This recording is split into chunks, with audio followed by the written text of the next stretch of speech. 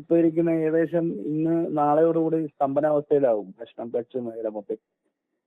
അത് ഈ ഇറാൻ യുദ്ധവുമായി ബന്ധപ്പെട്ട് ഇപ്പൊ ഇങ്ങോട്ട് ഗ്യാസ് വരാത്തത് കൊണ്ടാണ്, ഓയിൽ വരാത്തത് കൊണ്ടാണ്. അതെ അതെ, ഈ യുദ്ധമാണ് പ്രധാന കാരണം. യുദ്ധം പ്രധാന കാരണമെന്ന് നമുക്ക് പ്രധാനമായി ഖത്തറിൽ നിന്നൊക്കെ ഖത്തറിൽ നിന്നും ബഹ്റൈനിൽ നിന്നൊക്കെ, പിന്നെ ഇറാനിൽ നിന്നും വരുമായിരുന്നു. നമ്മൾ ഇറാനുമായിട്ടുള്ള സൗഹൃദം തന്നെ ഈ ഓയിൽ വില കുറച്ച് അവർക്ക് ഉപരോധമില്ല, ഈ അമേരിക്ക ഉപരോധം വർഷങ്ങളായി ഏർപ്പെടുത്തിയേക്ക്.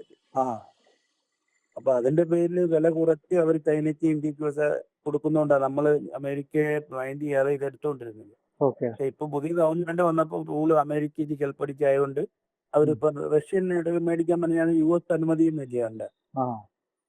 അപ്പൊ അത്തരത്തിലേക്ക് നമ്മുടെ രാജ്യം പോയി. അപ്പൊ യഥാർത്ഥത്തിൽ ഇപ്പം ഇവര് പറഞ്ഞെന്ന് പറഞ്ഞാൽ ഇവിടെ ഒരു പ്രശ്നമില്ല, ഏഷ്യയുടെ ഏതോ ഭാഗത്ത് യുദ്ധം തുടങ്ങിയപ്പോൾ തന്നെ ശരിക്കും നമ്മുടെ ഏറ്റവും സാധാരണക്കാരുടെ ഹോട്ടലുകാരന്റെ അടുക്കള അടയ്ക്കാൻ പോവാ. ഇത് പ്രതിസന്ധി എത്ര ദിവസം ഉണ്ടാവും, എത്ര ദിവസം ഇതിനകത്ത് തീരുമാനമാവും, അങ്ങനെ അവിടെ ഇപ്പൊ ഉള്ളത് ഓൾറെഡി പിന്നെ ഗ്യാസ് ഒരു 30 ദിവസത്തേക്കുള്ള സ്റ്റോക്കാണ് അവിടെ കാണുമെന്ന് ഞാൻ ഫീൽഡ് ഓഫീസർമാർ വഴി അറിഞ്ഞത്, നമ്മുടെ ഓഫീസർ. അപ്പൊ അവരുടെ അത് ഉള്ളത് ആ 30 ദിവസം ഇപ്പം നമ്മൾ കൊമേഴ്ഷ്യലൂടെ ഫില്ല് ചെയ്താൽ അത് 10 ദിവസം കൊണ്ട് തീരും. അപ്പൊ അത് ഡൊമസ്റ്റിക് മാത്രം ഫില്ല് ചെയ്ത് നിർത്തിക്കൊണ്ട് അതിന് പരമാവധി ജനങ്ങൾ വികാരം എതിരാകാനുള്ള പരിപാടി സർക്കാർ ഇപ്പൊ ചെയ്യുന്നു. അതായത് ഡൊമസ്റ്റിക് ഫില്ല് ചെയ്ത് കൊടുക്കുക, പിന്നെ കൊമേഴ്ഷ്യലിന് തടഞ്ഞു വെച്ച് കഴിഞ്ഞാൽ ജനവികാരം എതിരാവില്ല എന്നുള്ള പ്രതീക്ഷയാണ് ഗവൺമെന്റിനുള്ളത്. ഇപ്പൊ ഒരു പ്രതീക്ഷയാണ് അവർ ഗവൺമെന്റ് ഡയറക്ഷൻ കൊടുത്തത്. ഇനി അറിയിപ്പുണ്ടാകുന്ന വരെ 19 വാണിജ്യ സിലിണ്ടറുകൾ ഫില്ല് ചെയ്യേണ്ടെന്നുള്ള അവർ ഓർഡർ ഇറക്കി.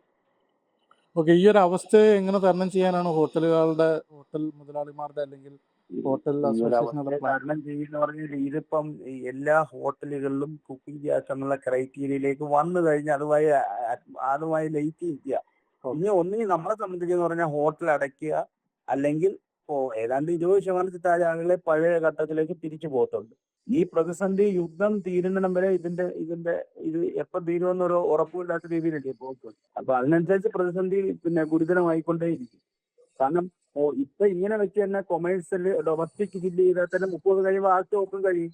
കാരണം ഇതെല്ലാം വന്നുകൊണ്ടിരുന്ന ഇറാൻ വഴിയുള്ള ഈ ഓൾമോസ്റ്റ് കടലിലേക്ക് വഴിയാണ്, പക്ഷെ അതെല്ലാം അവർ ബ്ലോക്ക് ചെയ്തിരിക്കും. അപ്പൊ ഇതിൽ നിന്ന് സർക്കാരിനോടോ അല്ലെങ്കിൽ ഈ ഓയിൽ ഡിസ്ട്രിബ്യൂഷൻ പെട്രോളിയം ഈ വിഷയം കേന്ദ്ര പെട്രോളിയം മന്ത്രി, പ്രധാനമന്ത്രി, മുഖ്യമന്ത്രി ഇവരുടെ എല്ലാ ശ്രദ്ധകളെയും അസോസിയേഷൻ പെടുത്തിയിട്ടുണ്ട്, അവരുടെ ശ്രദ്ധയെ കൊണ്ടുവന്നിട്ടുണ്ട്. അപ്പൊ അത് അവര് പരിഗണിക്കാമെന്ന് മതി. ഇന്ന് ഉച്ചയ്ക്ക് 12 മണിക്ക് ഈ സംഘടനകളെയൊക്കെ ഒരു യോഗം ഡൽഹിയിൽ വിളിച്ചിട്ടുണ്ടായിരുന്നു. അപ്പൊ അതില് പിന്നെ തീരുമാനം എന്തായെന്ന് അറിഞ്ഞില്ല. തീരുമാനം എന്ന് പറഞ്ഞാൽ സ്ഥാനമില്ല അതിലേക്ക്.